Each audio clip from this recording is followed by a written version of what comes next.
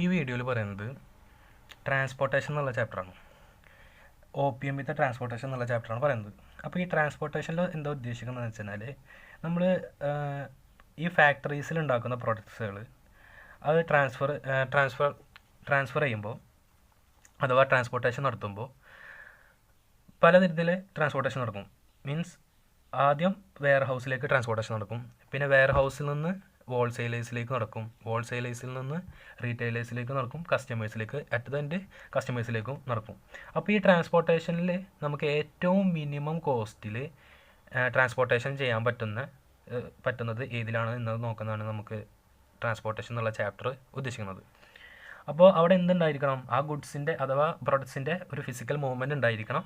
അത് എന്നിട്ട് transportation cost വളരെ മിനിമൽ ആയിട്ട് നമുക്ക് എന്ത് ചെയ്യണം? എത്തിക്കാൻ പറ്റണം. അത് എന്തിൻ്റെ ബേസിലാണ് നമ്മൾ ഇത് നോക്കുക? ഡിമാൻഡും സപ്ലൈയുടെ ബേസിലാണ് നമ്മൾ എന്ത് ചെയ്യുക?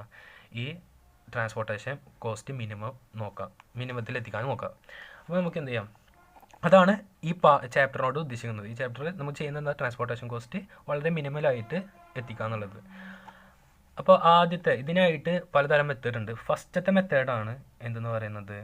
North west method